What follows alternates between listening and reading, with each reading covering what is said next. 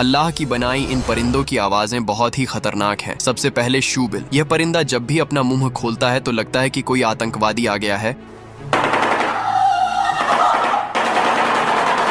Next laughing Kookaburra. इसकी आवाज तो ऐसी है मानो कोई चुड़ैल हंस रही है।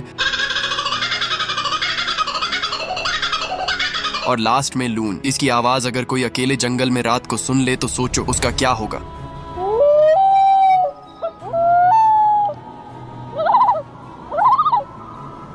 बेशक अल्लाह जबरदस्त बनाने वाला है।